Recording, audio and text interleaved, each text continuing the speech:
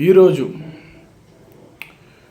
ముఖ్యమైన విషయాన్ని మన యూట్యూబ్ ఛానల్ ద్వారా కావచ్చు, సోషల్ మీడియా ద్వారా కావచ్చు, తెలంగాణ రాష్ట్ర ప్రజలకు తెలియజేయడానికి మాత్రమే ఇవాళ నేను మన యూట్యూబ్ సోషల్ మీడియాలో రావడం జరిగింది.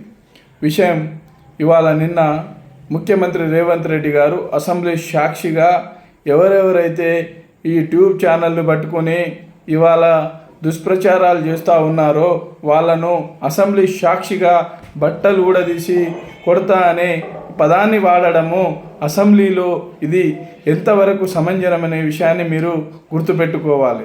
ఎందుకంటే ఇవాళ ప్రజలకు మీరిచ్చిన 6 గ్యారెంటీలు 420 హామీల మీద ప్రశ్నించడానికి అడగడానికి మీ తరపున మిమ్మల్ని మధ్యవర్తిగా ఇవాళ ఎవరైతే జర్నలిస్టులుగా మధ్యవర్తిగా వ్యవహరిస్తూ ఉన్నారో వాళ్ళను మీరు ఇవాళ కించపరిచి మాట్లాడడం చాలా బాధాకరం అనే విషయాన్ని మీరు గుర్తుపెట్టుకోవాలి.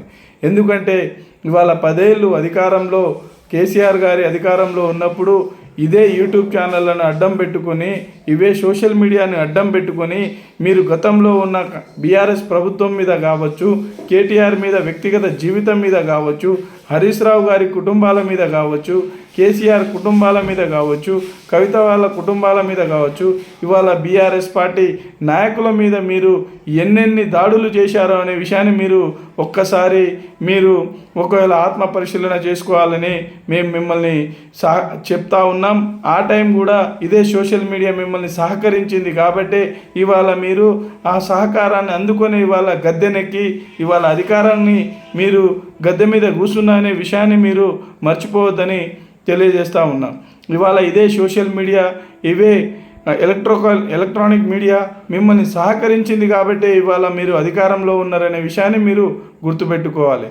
ఇవాళ అధికారంలో గద్దెనెక్కినాక మీ నిజస్వరూపాన్ని బయట ఇవాళ జనాలు మిమ్మల్ని చీకొడతా ఉంటే దాని జనాలలో మిమ్మల్ని ఏ విధంగా చీకొడతా ఉన్నారో జనాలకు తెలిసే విధంగా మేము సోషల్ మీడియా ద్వారా తెలియజేస్తూ ఉంటే దాన్ని మీరు ఓర్చుకోలేక ఇవాళ అసెంబ్లీ సాక్షిగా మీరు సోషల్ మీడియాల మీద విరుచుకోపడడం చాలా సిగ్గుచేటు.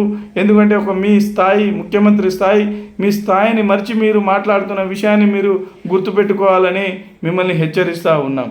అదేవిధంగా ఇవాళ మీరు ఇంతగా ఉలిక్కి పడడానికి కారణం ఏముంది? ఎందుకు ఇవాళ మీరు సోషల్ మీడియాతోని ఇవాళ ఎలక్ట్రికల్ మీడియాతోని మీరు ఇంతగా భయపడాల్సిన అవసరం ఏముంది? మీరు ఇచ్చిన 6 గ్యారంటీలను 420 హామీలను అమలు చేయడానికి మీకు ఎందుకు శాతనవ్వడం లేదని జనాలు అడుగుతూ ఉన్నారు. దాన్ని పేపర్ల ద్వారా కావచ్చు, ప్రింట్ మీడియా ద్వారా కావచ్చు, సోషల్ మీడియా ద్వారా కావచ్చు, ఎలక్ట్రికల్ మీడియా ద్వారా ఇవాళ జనాలు తెలియజేసే క్రమంలోనే ఇవాళ విలేకరుల మీద మీరు ఎందుకు ఇవాళ ఇంతగానో విరుచుకోబడతా ఉన్నారని మేము ప్రశ్నిస్తూ ఉన్నాం. ఇవాళ మీ దాకా వచ్చేసరికి మీకు బాధలు అనిపిస్తూ ఉన్నదే. మీరు గతంలో అధికారంలో లేనప్పుడు ఇవాళ కేసీఆర్ కుటుంబాల మీద మీరు ఏ విధంగా విరుచుకోబడ్డారు? కేటీఆర్ వ్యక్తిగత జీవితాల మీద మీరు ఏ విధంగా ఇవాళ ప్రశ్నించారు? ఏ విధంగా మీరు వ్యక్తిగత జీవితాలను మీరు జనాలలో తీసుకువచ్చారనే విషయాన్ని మీరు గుర్తుపెట్టుకోవాలి. మీరు ఇప్పటి వరకు ఏ హామీను ఇచ్చిన హామీ ఏది కూడా పరిపూర్ణంగా సంపూర్ణంగా అమలు చేయడంలో మీరు పూర్తిగా విఫలమైన విషయాన్ని మీరు గుర్తుపెట్టుకోవాలి. ఇవాళ మీరు సోషల్ మీడియా మీద ఎలక్ట్రానిక్ మీడియాల మీద కాదు మీరు విరుచుకోపడాల్సింది, మీరు శాతనైతే ఇచ్చిన హామీలను అమలు చేయాల్సిన దాని మీద మీరు శ్రద్ధ చూపాల్సిన అవసరం ఉందని తెలియజేస్తూ మేము ఇంకోసారి, ఎందుకంటే ఇవాళ ముఖ్యమంత్రి స్థాయి మీరు మీ స్థాయిని మర్చి మీరు మాట్లాడుతూ ఉన్నారు. కానీ సోషల్ మీడియా వారియర్స్గా మేము మా స్థాయిని ఇక్కడ మర్చిపోలేదు. మేము స్థాయిలోనే మేము మాట్లాడుతూ ఉన్నాము అనే విషయాన్ని మీరు గుర్తుపెట్టుకోవాలి.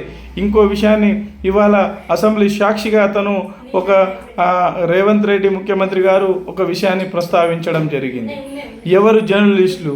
మీ జర్నలిస్టు సంఘాలు ఇవాళ లిస్ట్ ఇవ్వండి అంటారు. ఎవరు పొలిటీషియన్లు?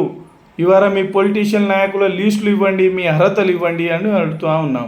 ఇవాళ 50 లక్షల బ్యాగులతోని ఓటుకు నోటు దొంగలో ఉన్న వ్యక్తి ఇవాళ రాజకీయంగా వ్యవహరించడానికి అవకాశం ఉందా అని మేము అడుగుతూ ఉన్నాం.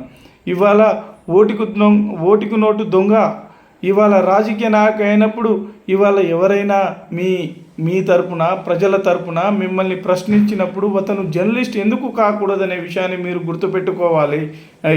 ఇప్పటికైనా మీరు వ్యవహార స్థాయిని మీరు మార్చుకోకపోతే మీకు ముందు ఇంకా చాలా సమస్యలు వస్తాయని తెలియజేస్తూ జై తెలంగాణ.